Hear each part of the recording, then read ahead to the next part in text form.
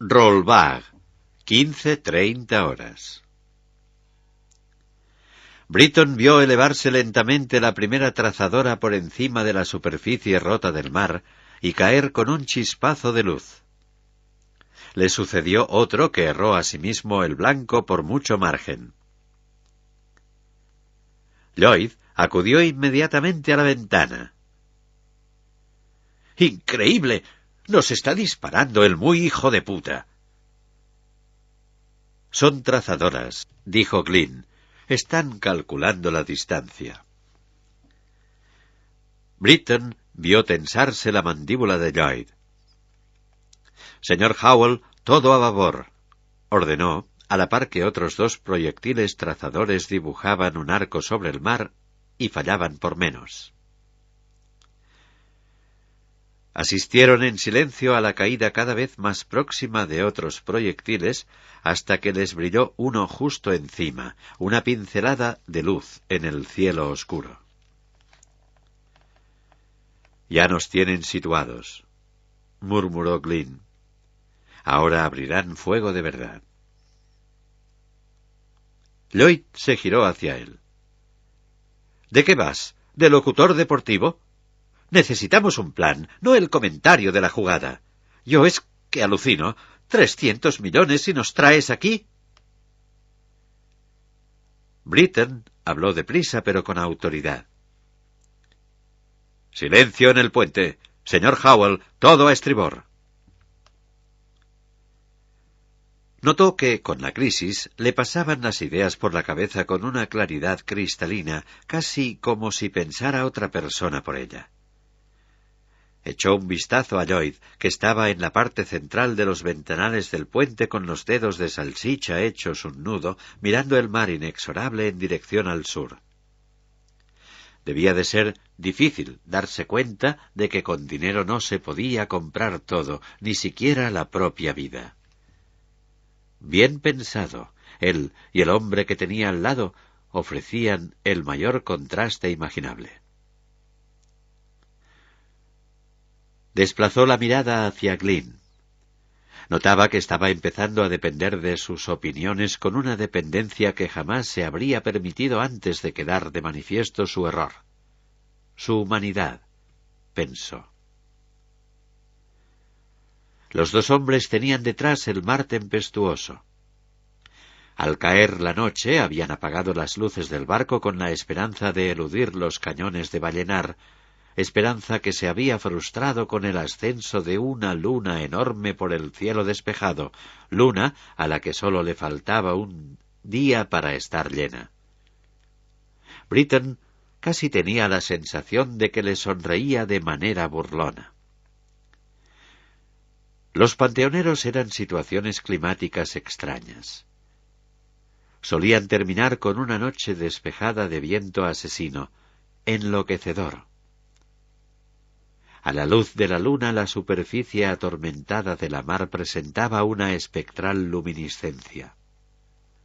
Aquel océano surrealista insistía en someterles a una verdadera procesión de olas gigantes que se cernían sobre el barco, olas que cada tiempo lo sumían en una oscuridad más impenetrable que la de la noche y que al caer de nuevo con un ruido atronador volvían a exponerlo a la luz de la luna, a los torbellinos de espuma y a los vientos fantasmales. De pronto las ventanas del puente vibraron por efecto de una detonación que se oyó más que la tormenta. Siguieron otras a intervalos regulares. Britton vio que, al norte, en el flanco de una ola, surgía una hilera de géiseres que se acercaban al Rollbag, siguiendo su rumbo anterior. La proa del petrolero surcaba el oleaje con dificultad, cabeceando. «Gira, maldito», pensó la capitana. De repente el buque sufrió una sacudida de gran intensidad. En la proa se levantó una fea humareda de color amarillo y salieron volando varios pedazos de metal fundido. No se hizo esperar un estallido de gran potencia. Uno de los posteleros saltó por los aires y cayó dando vueltas hasta que la cubierta sufrió el latigazo de sus cables. Después presenciaron la erupción de los géiseres que fueron apartándose de la posición del barco. Se produjo un momento de lúgubre parálisis. La primera en recuperarse fue Britton, que cogió los prismáticos y examinó la parte de proa, descubriendo que el castillo había sido atravesado como mínimo por un proyectil. El barco capeó la siguiente ola. En ese momento, la intensa luz de la luna le permitió a Britton discernir chorros de agua saliendo de un boquete irregular bastante por encima de la línea de flotación. «Que suene la alarma general», dijo. «Señor Howell, mande a proa a un equipo de evaluación de daños. Reúna a otro con extintores y un cuentaexplosiones del motor. Y que se tienda una cuerda de salvamento por toda la cubierta principal, de proa a popa». «Sí, señora». Miró a Glynn casi sin querer. «Apagad los motores», murmuró él. «Apartaos del viento y desactivad el ECM. Fingid que hemos sufrido daños graves. A los 5 minutos volveremos a ponernos en marcha. Así tendrá que repetir la operación de calcular la distancia. Tenemos que llegar a las islas de hielo». Britton le vio alejarse hacia el encargado de la consola y hablar con él en voz baja. «Señor Howell», dijo, «paren todos los motores. 30 grados a babor». La inercia del barco, que era descomunal, hizo que siguiera avanzando y girara lentamente. Miró a Lloyd. Se le había ido toda la sangre de la cara, como si el fuego enemigo le hubiera producido una conmoción brutal. Quizá se considerara al borde de la muerte. Quizá pensase en lo que significaría hundirse en unas aguas frías, negras y de 3000 metros de profundidad. La capitana ya había visto la misma cara en otros barcos y otras tormentas, y no era un espectáculo agradable. Bajó la vista hacia el radar. Había mucho retorno del mar, pero se aclaraba cada vez que subía el Rollbar. Ahora estaban a 25 millas del límite del hielo y de las 2 islas de hielo. El hecho de tener el oleaje de costado aminoraba en un nudo la velocidad del barco chileno, pero no le impedía seguir reduciendo sin tregua la distancia. Britton contempló el mar aborrascado y le pareció sorprendente que el destructor lograra capearlo. De repente se abrió la puerta del puente y apareció MacFarlane. Dio un paso adelante, seguido a poca distancia por Rachel. «El meteorito», dijo MacFarlane, respirando dificultosamente y con los ojos desorbitados. «¿Qué le pasa?», preguntó Glynn con urgencia. «Que está soltándose».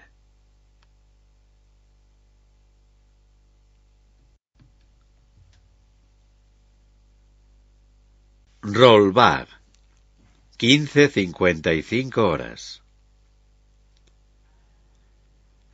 Glynn prestó atención al relato entrecortado de MacFarlane mientras le invadía una sensación de sorpresa que no conocía ni le gustaba. Sin embargo, hizo el gesto de buscar un teléfono con la economía de movimientos y la falta de precipitación que le eran consustanciales. El auricular tardó poco tiempo en recoger la voz débil de Garza. «¿Diga?» «Soy Glynn. El meteorito está rompiendo las soldaduras. Avisa a Stone Cipher y el equipo de refuerzo. Que bajen enseguida. Dirígelo tú». A la orden. Hay otra cosa, dijo MacFarlane, que todavía jadeaba. Glynn se volvió hacia él. El meteorito, prosiguió MacFarlane, reacciona a la sal, no al contacto, a la sal. Es lo que provoca la descarga y lo que mató al equipo de Garza. Rachel y yo hemos puesto lonas sobre el andamio, pero le ruego que no le tire encima agua salada bajo ningún concepto. También sigue emitiendo mucha estática. Las comunicaciones por radio serán irregulares como mínimo durante 1 hora. Glynn asimiló la información, cogió el auricular y volvió a hablar con Garza. Cuando estaba a punto de acabar, oyó ruido al otro lado de la línea y después la voz nasal y enojada de Bramble. ¿Qué es todo este follón? Prohíbo que salga de la enfermería este hombre. Tiene traumatismo craneal, conmoción cerebral, una muñeca hiperextendida y... No siga, doctor Bramble. Necesito los conocimientos del señor Garza, cueste lo que cueste. Señor Glynn, está en juego la supervivencia del barco. Bajó el auricular y miró a Britton.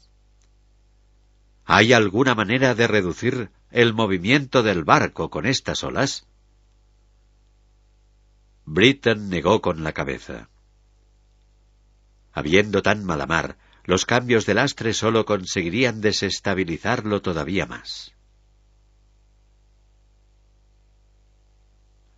El Rollbag prosiguió su viraje hacia el sur, mientras el mar embravecido ora le inundaba la cubierta principal, ora lo elevaba hacia el cielo y hacía que escupiera agua ruidosamente por los imbornales.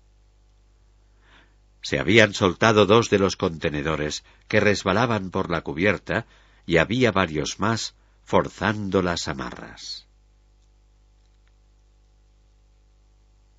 ¿Qué coño eran las explosiones?, preguntó MacFarlane a Glynn. Nos ha disparado el barco chileno. Glynn miró a MacFarlane y luego a Amira. ¿Alguna idea sobre por qué al meteorito lo afecta la sal? No parece una reacción química, dijo MacFarlane. Las explosiones no han consumido ninguna parte del meteorito y está clarísimo que no había bastante sal para generar tanta energía. Glynn miró a Amira. Ha sido una explosión demasiado fuerte para ser una reacción química o catalítica, dijo ella. ¿Qué otra clase de reacción hay? ¿Nuclear? Sería muy poco probable. Yo opino que no estamos abordando el problema con la perspectiva correcta. Glynn estaba familiarizado con la reacción. El cerebro de Amira tenía tendencia a no seguir los cauces habituales. El resultado podía ser tanto una genialidad como una tontería. Era una de las razones de que la hubiera contratado, y tuvo la prudencia de seguirle la corriente, a pesar de lo comprometido de la situación. ¿Por qué? Solo es una intuición. Hasta ahora siempre hemos intentado entenderlo desde nuestro punto de vista, viéndolo como un meteorito. Habría que mirarlo desde el suyo. La sal tiene importancia en algún sentido, o porque es peligrosa, o porque es necesaria. La voz de Howell rompió el silencio. Capitana, el Ramírez efectúa más disparos de posicionamiento.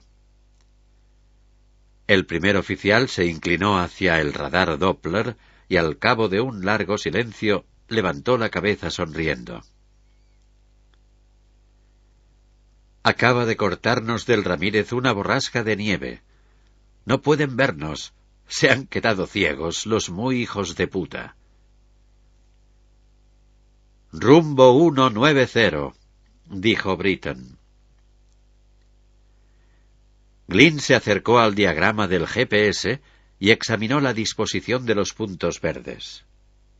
La partida de ajedrez se acercaba a su conclusión. Quedaban pocas piezas en el tablero.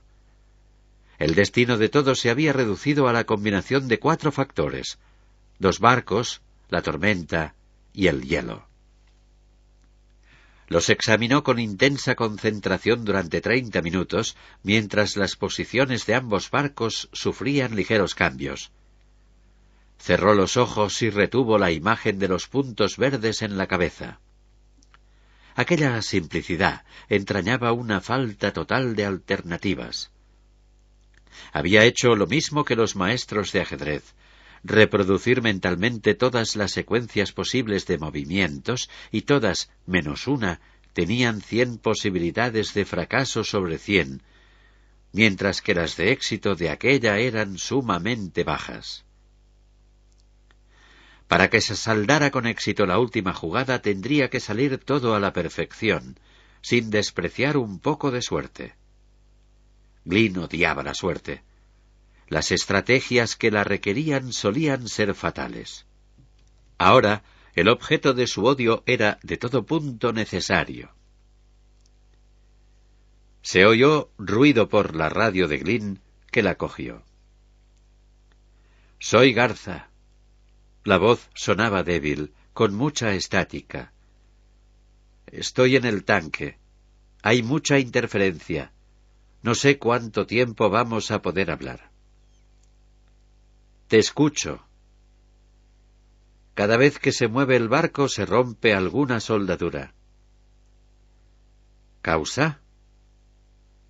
«La descarga del meteorito ha roto algunos puntos críticos del andamiaje y ha aflojado otros.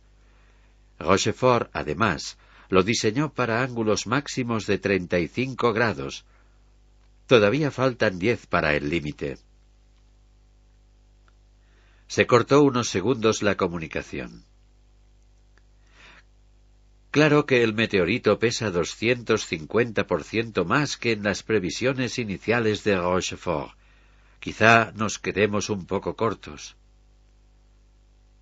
«¿Cuánto?» «Para saberlo habría que...» Otro corte. Aunque el diseño incorporaba refuerzos por encima de la doble previsión, Stonecipher considera que en estas condiciones podemos durar bastante. Por otro lado, si fallan algunos puntos clave, el resto podría ceder deprisa. «No me gustan tantos condicionales». «No se puede ser más preciso». «¿Y deprisa es muy deprisa?» «Dispondríamos de 5 o 10 minutos, o más». «¿Y luego?» «El meteorito se movería. Aunque fueran pocos centímetros, ya podría ser fatal, y hacer que fallara el casco». «Reforzad esos puntos críticos de soldadura». Se produjo una pausa cargada de estática. Glynn le adivinaba el pensamiento a Garza. Estaba acordándose de cuando habían soldado el andamiaje por última vez. «A la orden», dijo Garza finalmente. «Y que no entre en contacto con agua salada». La única respuesta fue otro zumbido de estática. El Rollbach seguía rumbo al sur, siempre hacia el sur.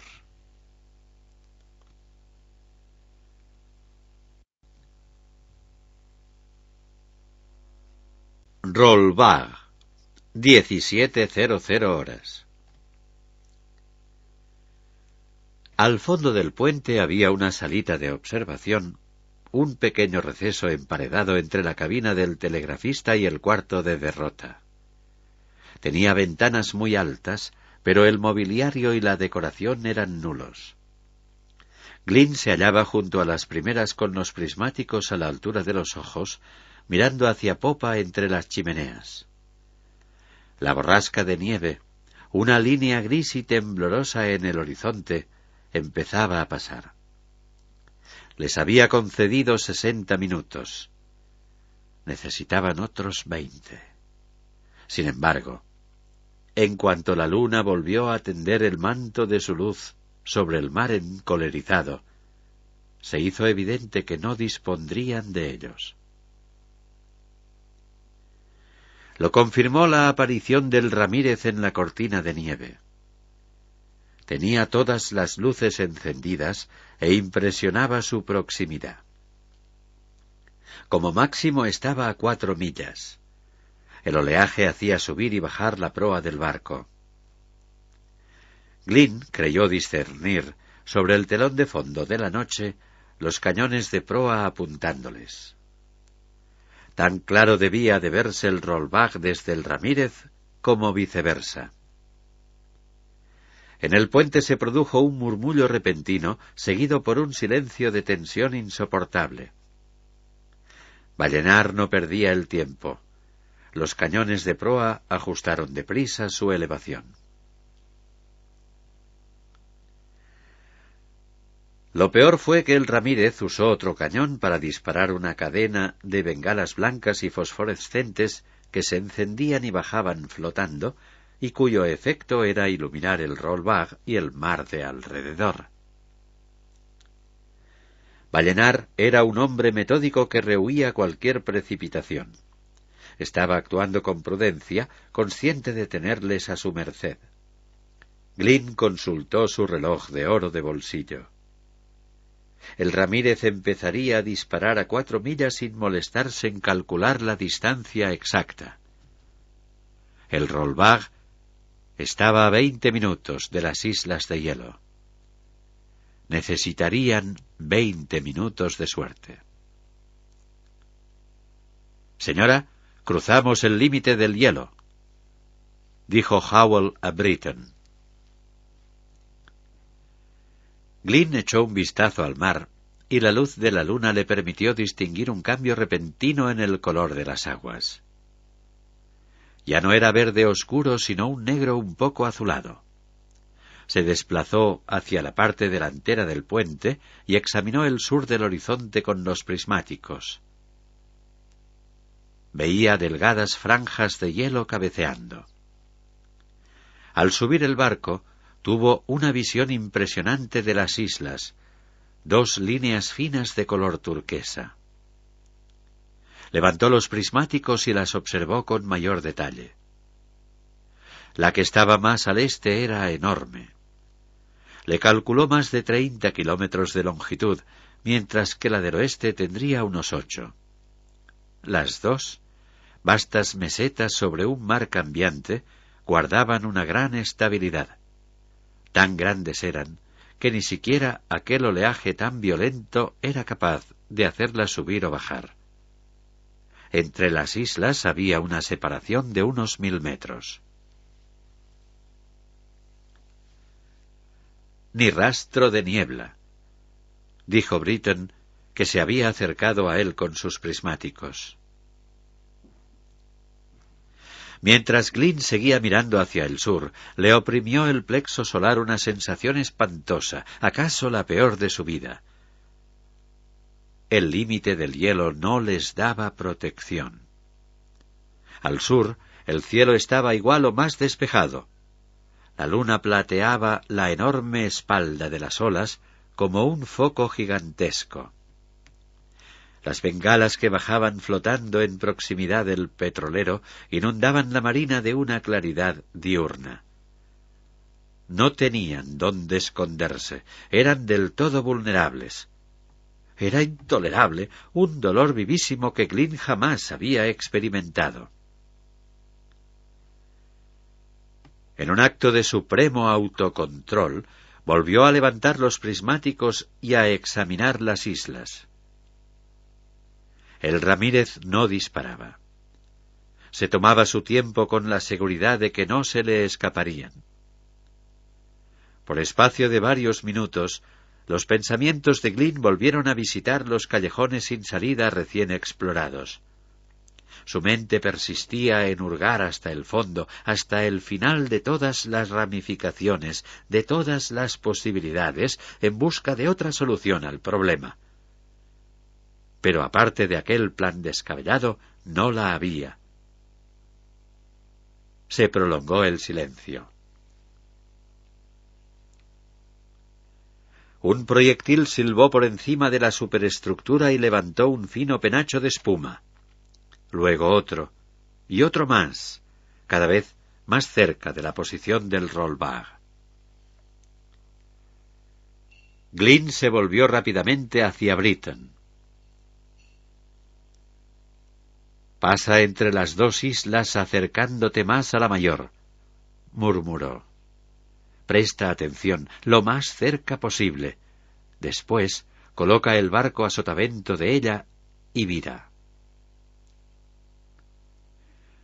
Britton seguía mirando por los prismáticos. «Será convertirnos en blanco seguro en cuanto el Ramírez rodee la isla. Y no es un plan viable.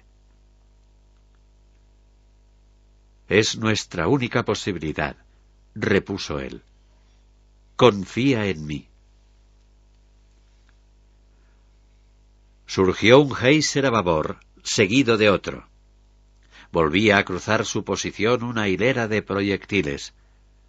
No tenían tiempo de virar ni de hacer ninguna maniobra evasiva. Glynn se preparó. Brotaron alrededor altas columnas de agua que se aproximaban. Se produjo un paréntesis muy tenso, angustioso. Justo después, una explosión brutal arrojó a Glynn a la cubierta.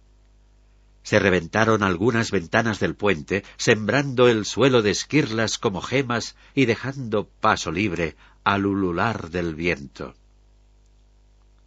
Glynn, aturdido, oyó o sintió, desde su posición yacente, una segunda explosión. Fue cuando se apagaron las luces.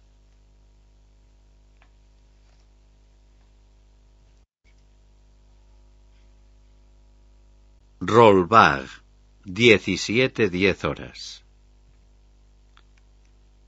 Cesó el fuego. Britton, que estaba en el suelo entre trozos de plexiglás, obedeció al impulso de escuchar los motores. Funcionaban, pero había cambiado la vibración, un cambio de mal agüero. Al encenderse las luces naranjas de emergencia, se levantó temblando. El tremendo oleaje hacía cabecear el barco, y ahora se le sumaba el ruido ensordecedor del viento y las olas que irrumpían por las ventanas rotas y le echaban encima espuma salada y ráfagas de aire gélido. Ahora tenían la tormenta dentro del puente. Se acercó dificultosamente a la consola principal, que estaba llena de lucecitas parpadeando, y se sacudió trozos de plástico del pelo. Recuperó la voz. «Informe de daños, señor Howell». El primer oficial también estaba de pie, tecleando la consola y hablando por teléfono. «La turbina de babor está perdiendo suministro». 10 grados a babor. «Sí, señora, 10 grados a babor». Howell dijo unas palabras por el intercomunicador. «Capitana, parece que hemos recibido 2 impactos en la cubierta C, uno en el tanque 6 del ala de estribor y el otro cerca de la sala de máquinas». «Que evalúen los daños. Necesito conocerlos enseguida y el número de heridos. Señor Barnard, ponga en marcha las bombas de achique». «A la orden». Entró en el puente otra ráfaga de viento acompañada por su correspondiente espuma. A medida que bajaba la temperatura interior, se congelaban las gotas que habían salpicado la cubierta y las consolas, pero Britton apenas acusaba el frío. Lloyd se acercó moviendo los hombros para quitarse los trozos de cristal. Tenía un corte profundo en la frente que le sangraba en abundancia.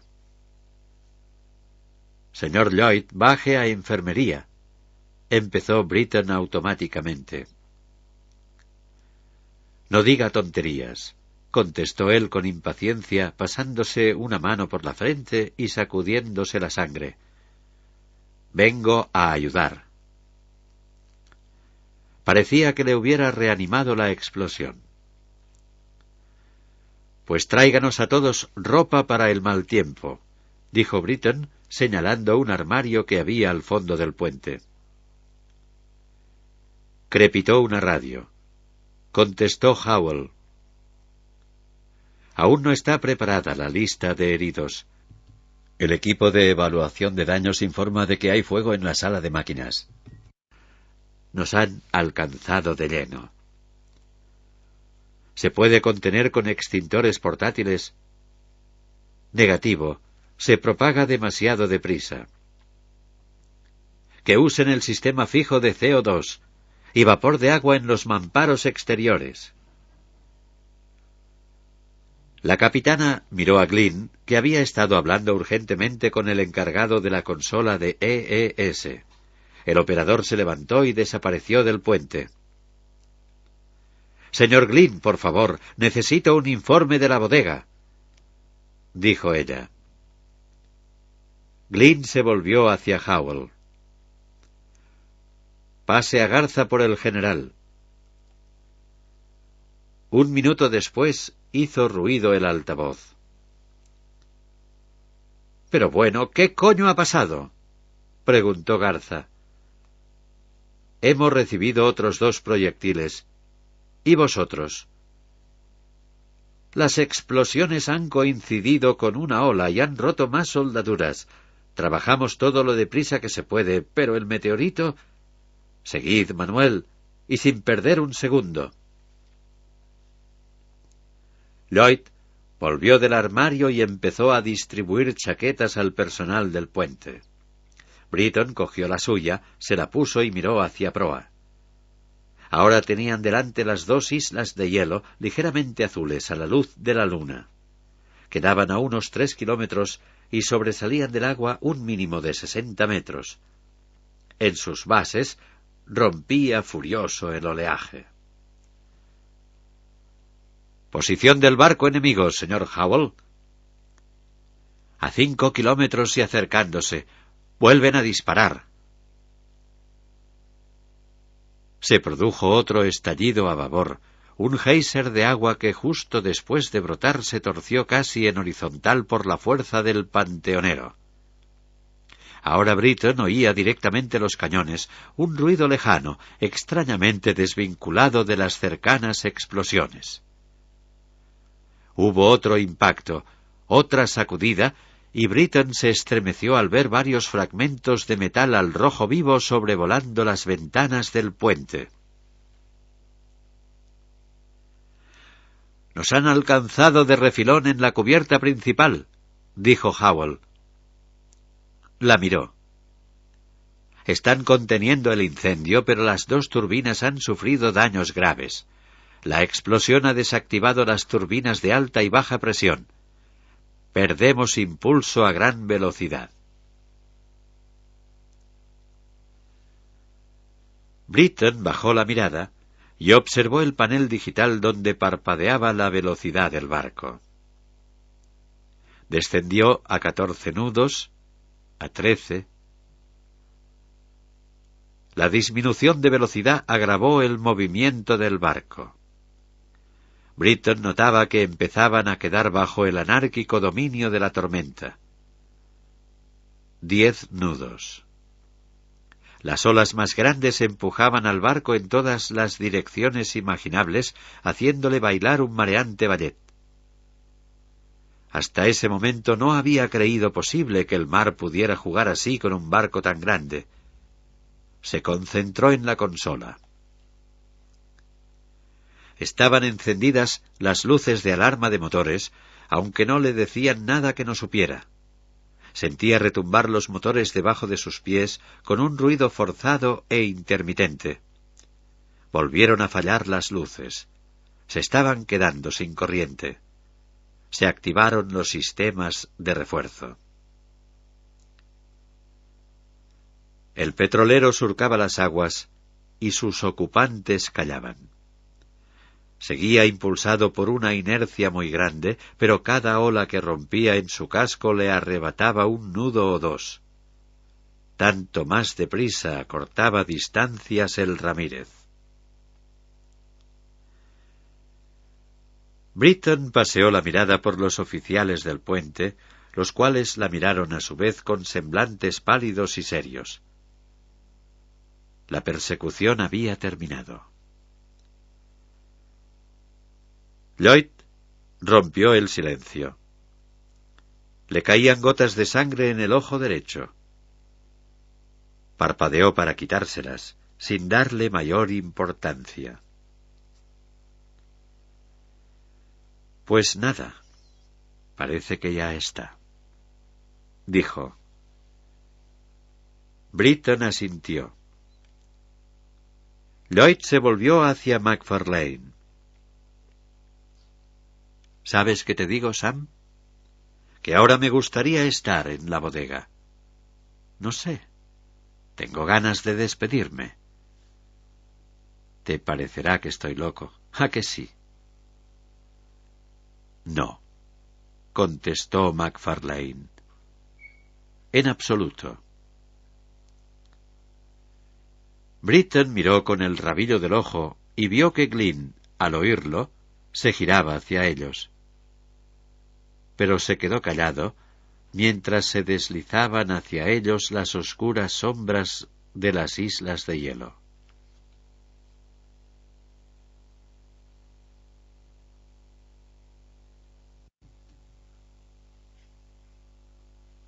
Almirante Ramírez, 17:15 horas.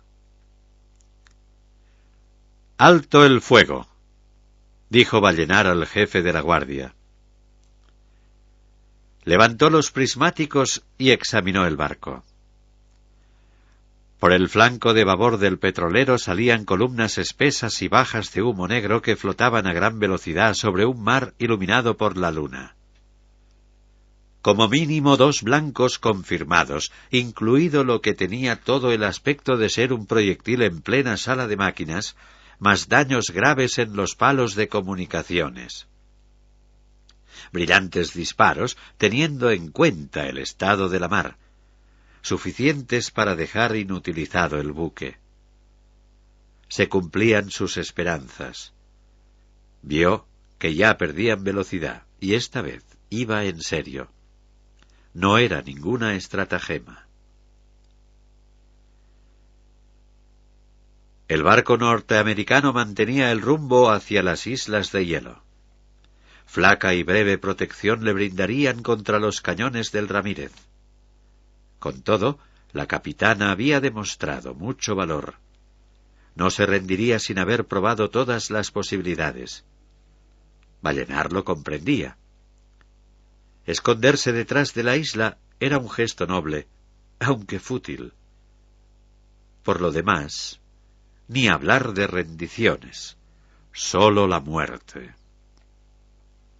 Consultó su reloj.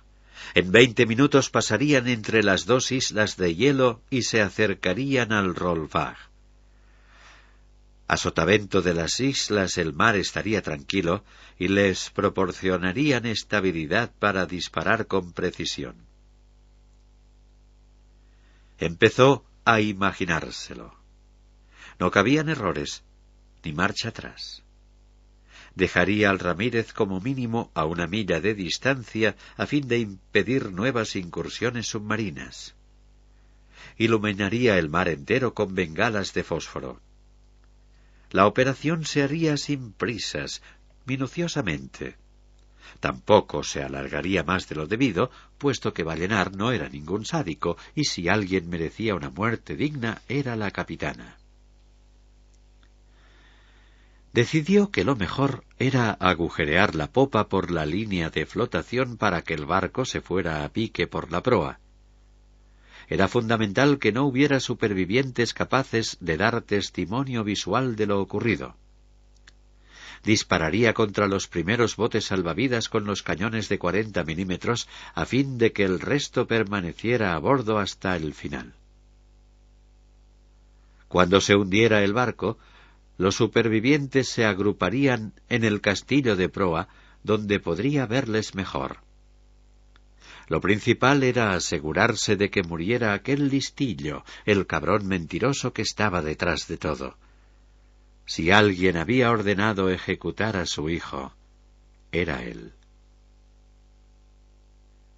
El petrolero, cuya velocidad se había reducido a 5 nudos, estaba pasando entre las islas de hielo muy cerca de la mayor, casi pegado de hecho.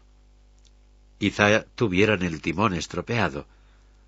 Las islas eran tan altas y tan cortadas a pico que parecía que el petrolero penetrara en un hangar gigantesco, luminoso y azul. En el momento en que el Rollbag se perdía de vista entre las dos, Ballenar vio que giraba hacia babor. La maniobra lo llevaría detrás y a sotavento de la mayor de las dos islas, donde quedaría temporalmente a salvo de los cañones del Ramírez.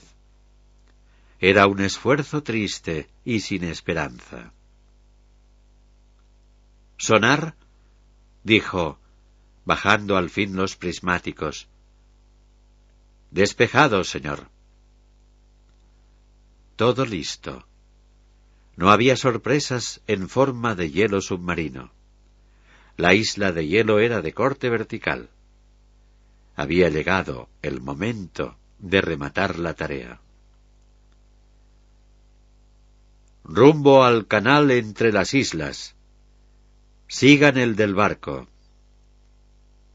Se volvió hacia el jefe de la guardia. «Espere órdenes mías para disparar los cañones». «Sí, señor». Ballenar volvió a mirar por las ventanas y a levantar los prismáticos.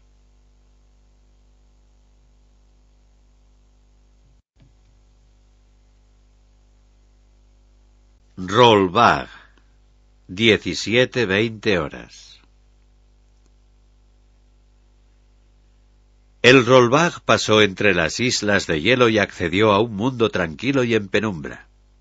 El viento amainó y dejó de penetrar por las ventanas rotas del puente. De repente el barco se había liberado de la férula maligna de la tempestad. Aquel silencio repentino en plena tormenta tuvo el efecto de poner nerviosa a Britain. Contempló los acantilados a babor y a estribor, que de tan rectos parecían cortados con hacha. Más abajo, donde se juntaban con el mar, el oleaje de Barlovento había formado una cenefa de grutas de aspecto fantástico. El hielo reflejaba la luz de la luna con un azul tan puro que Britain lo consideró uno de los espectáculos más hermosos de su vida y se sorprendió de que la proximidad de la muerte pudiera agudizar el sentido de la belleza. Glynn, que había salido al ala de babor, regresó y cerró la puerta con sigilo. Quitándose espuma de los hombros, se acercó a la capitana. «Proa», dijo en voz baja, «mantenga el petrolero en este ángulo». Ella no se tomó la molestia de transmitirle a Howell aquellas instrucciones inútiles y crípticas. El giro de 90 grados detrás de la isla de hielo les había hecho perder todavía más velocidad. Ahora se deslizaban paralelamente al hielo más o menos a un nudo y seguía a la baja. Cuando se detuvieran sería definitivamente. Britain miró el perfil de Glynn y su rostro impenetrable. Estuvo a punto de preguntarle si de veras creía que se podía esconder un barco de casi medio kilómetro, pero se abstuvo. Glynn había protagonizado un esfuerzo supremo y nada más podía hacer ya. En breves minutos, el Ramírez rodearía la isla de hielo y terminaría todo. Procuró no pensar en su hija. Iba a ser lo más difícil, despedirse de ella. A sotavento de la isla reinaba una calma peculiar, y en el puente un silencio terrible. Desaparecido el viento, las olas que lamían la isla eran bajas y mansas. La pared de hielo sólo quedaba a unos 400 metros. Estaba atravesada en sentido vertical por una serie de fisuras, de canales ocasionados por el deshielo y la lluvia. Vio algunas cascadas pequeñas cayendo en la superficie del mar, y oyó el crujir lejano del hielo, su ruido como de cristal. Todo ello tenía como sonido de fondo el lamento del viento en la superficie de la isla. Era un lugar etéreo, como de ensueño. Vio bogar hacia el oeste un iceberg recién desprendido de la isla, y tuvo ganas de estar donde se fundía lentamente y desaparecía en el mar. Habría preferido estar donde fuera, pero no en el barco. «Aún no es el final, Sally», dijo Glynn en voz baja, para que sólo lo oyera ella. La miraba atentamente. ¿Qué no? El destructor nos ha dejado sin corriente. Volverás a ver a tu hija. No digas eso, por favor. Britton se enjugó una lágrima y se llevó la sorpresa de que Glynn le cogiera la mano. Si salimos de esta, dijo él con un titubeo desacostumbrado, me gustaría volver a verte. ¿Me das permiso? Me gustaría saber algo más de poesía. Quizá pudieras enseñarme tú. Ellie, por favor. Será más fácil si no decimos nada. Le estrechó suavemente la mano. Y en ese momento vio la proa del Ramírez asomar por detrás del hielo. Estaba a menos de 2 millas, deslizándose cerca de la pared azul de la isla de hielo. Seguía la estela del Rollbar y se acercaba como un tiburón a una presa indefensa. Las torretas de los cañones les apuntaban con fría parsimonia. Cuando Britton miró los cañones por las ventanas traseras del puente, en espera de que escupiesen los proyectiles mortales, el tiempo se ralentizó, como si se alargase el intervalo entre los latidos de su corazón. Se fijó en los que la rodeaban, Lloyd, MacFarlane y los oficiales de guardia. Estaban todos callados y a la espera. ¿De qué? De la muerte en aquellas aguas oscuras y frías. Con un ruido procedente del destructor, se elevaron hacia el cielo varias bengalas que al explotar formaron una línea torcida de luces. Britton se protegió la vista porque la luz, que era intensísima, se reflejaba en todo: la superficie del agua, la cubierta del petrolero y el acantilado de la isla de hielo. Superado el momento de mayor intensidad lumínica, Britton volvió a mirar por las ventanas con los ojos entornados. Los cañones del Ramírez se inclinaron hacia abajo y les apuntaron hasta quedar reducidos a agujeros negros. Ya había cruzado el estrecho medio destructor y reducía por momentos su velocidad. Serían disparos casi a quemarropa. En el aire reverberó una explosión cuyo eco rebotó entre las islas. Britton obedeció al instinto de echarse atrás y notó en su mano la presión de la de Glynn. Murmuró una oración por su hija y porque la muerte fuera misericordiosa y rápida. Sin embargo, los cañones del destructor no habían escupido ninguna llama. Britton, confusa, miró por las ventanas y vio movimiento en la parte alta de su campo de visión.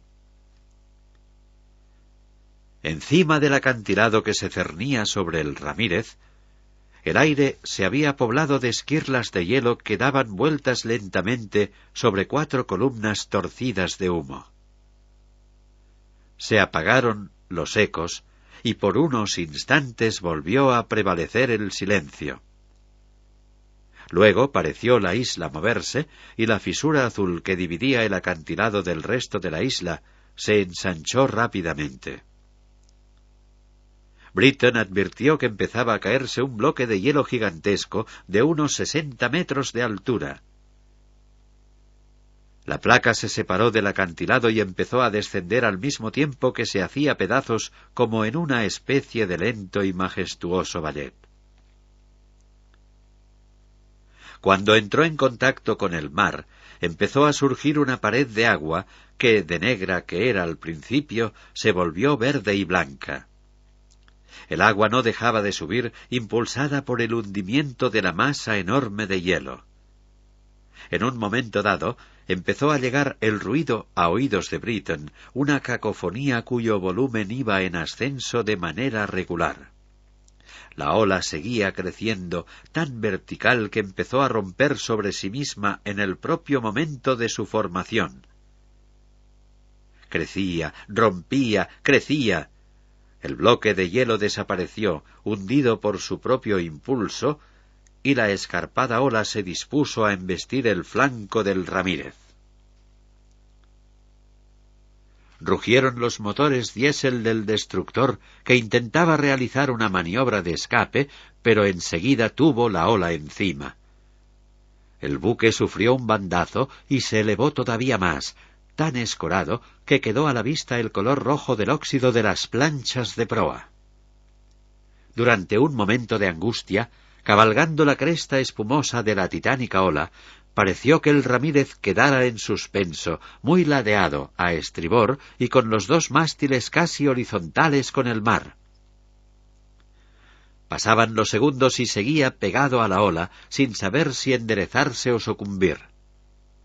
Britton notó que el corazón le palpitaba. De repente, el barco osciló y empezó a recuperar la verticalidad, derramando agua por la cubierta. «No ha funcionado», pensó Britton. «Dios mío, no ha funcionado». El barco se enderezó con mayor lentitud, quedó inmóvil y volvió a escorarse. Al salir aire de la superestructura, se oyó una especie de suspiro y salieron chorros en todas las direcciones. El destructor volcó y elevó al cielo su quilla pesada y viscosa. Hubo otro suspiro, pero más fuerte. Luego, el barco desapareció en las gélidas profundidades con un remolino de agua, espuma y burbujas.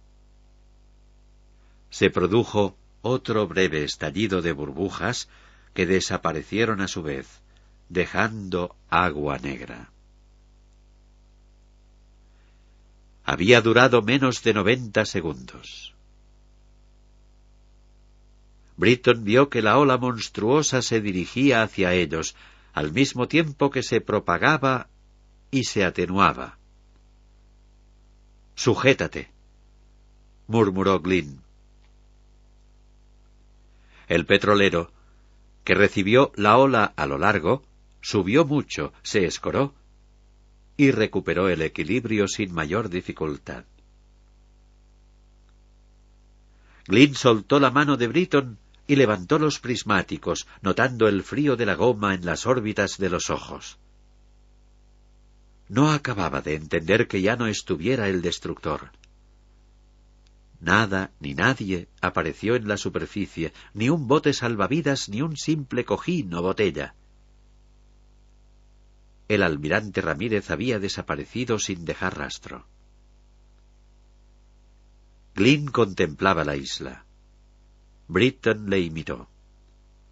Al borde de la meseta de hielo había 4 manchas negras, hombres levantando los puños con los brazos cruzados. Las bengalas fueron cayendo al mar con ruidos sibilantes y volvió a reinar la oscuridad. Glynn cogió la radio. «La operación ha tenido éxito», dijo en voz baja. «Dispónganse a recibir la lancha».